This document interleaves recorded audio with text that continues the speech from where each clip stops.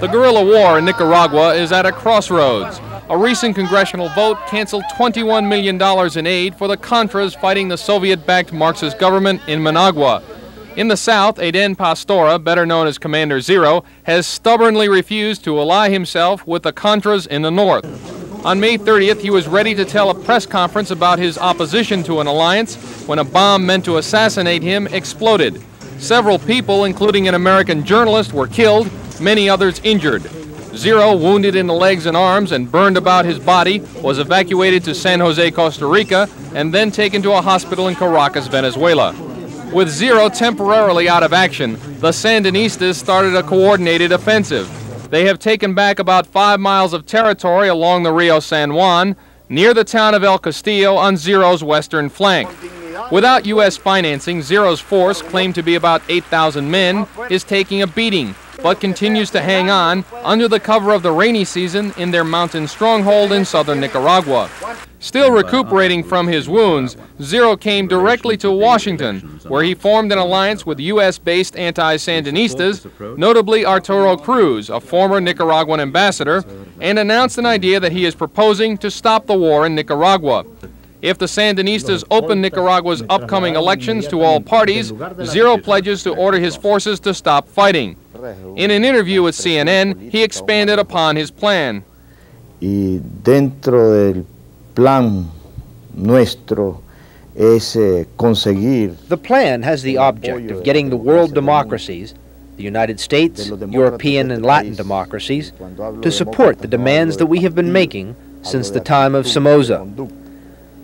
That we would prefer just elections, honorable, honest, democratic elections over war. We demand of the Nicaraguan government these conditions that guarantee elections. They are freedom of the press, freedom to communicate with the people of Nicaragua, freedom of political expression, respect of human rights, separation of the government from the political parties, and expulsion of the Cuban invaders. There are 3,000 Cuban military personnel led by General Quinto and General Loa, veterans of combat in Angola and Mozambique, who have come to advise on the repression of our people. We demand these and other conditions so that there may be set up conditions appropriate for free elections, understanding with these conditions that we demand postponement of the election date, because by November these conditions cannot be met. We do not intend to participate in these elections in November. We do not intend to give legitimacy to these elections. They are a sham. It is a corrupt election with all the vices of the elections that Somoza had.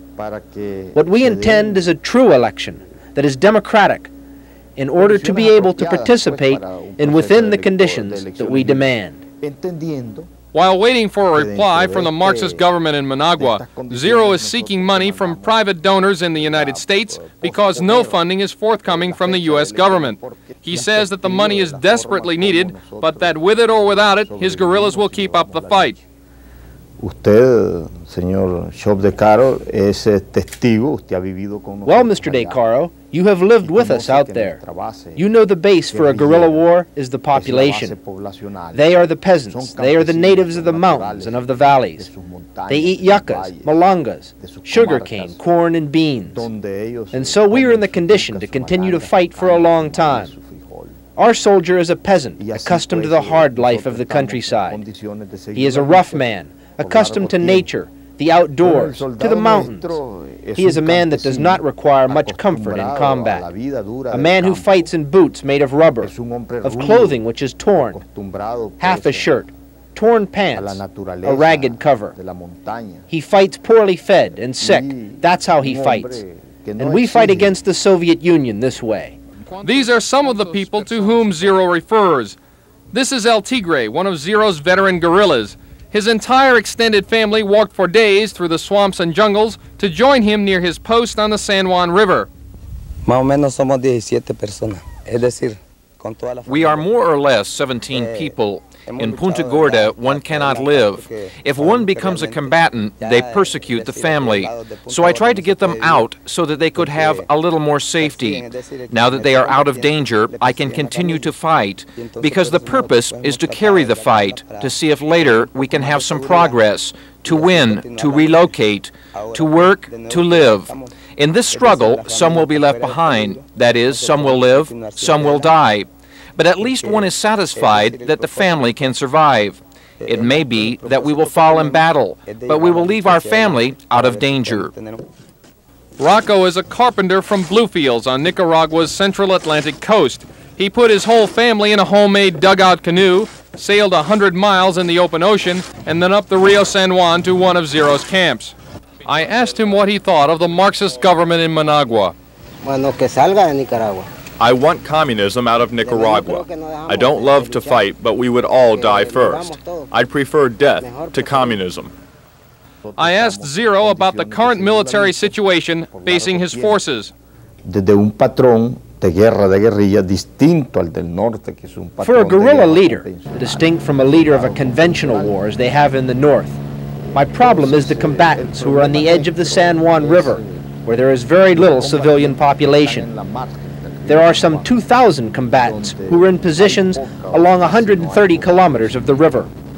We lost 7 kilometers of territory in the recent offensive launched by the Army.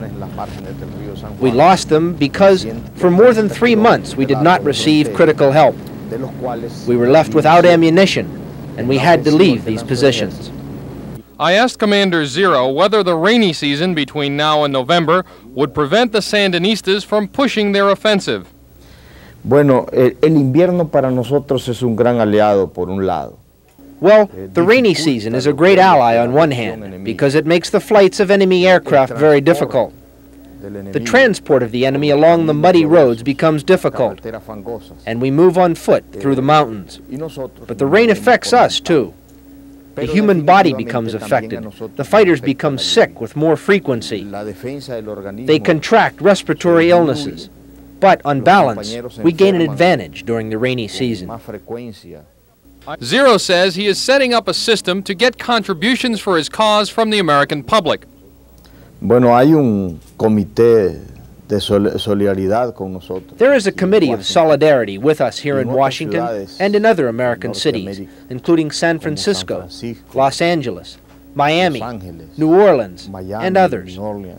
Soon we will make public a bank or post office box number so that the American people may deposit the aid, so that we may fight from our positions in southeast Nicaragua.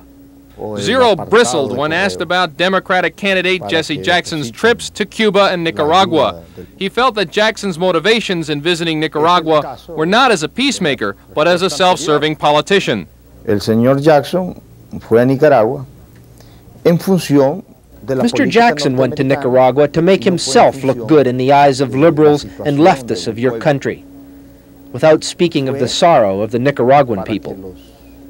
It was a function of American politics, using to criticize the American government and thus to flatter the Marxist-Leninist dictatorship of the Stalinist type in Nicaragua. I think it was Mr. Jackson's mistake to go to Nicaragua to flatter a communist regime that persecutes us, that represses us, and assassinates just like Somoza. And I think Mr. Jackson is wrong when he says to have overturned a bloody dictatorship gives the commanders in Managua the right to do whatever they want. He is thoroughly mistaken. I fought for 20 years against Somoza. I was one of the creators of the popular Sandinista revolution, and I do not feel that I have the right to repress my people, nor impose on them my beliefs by the force of arms. Rather, I would have preferred democracy for Nicaragua. Zero says he plans to return to the war zone to await word from the Sandinistas as to whether they will seek a peaceful resolution or continue the war.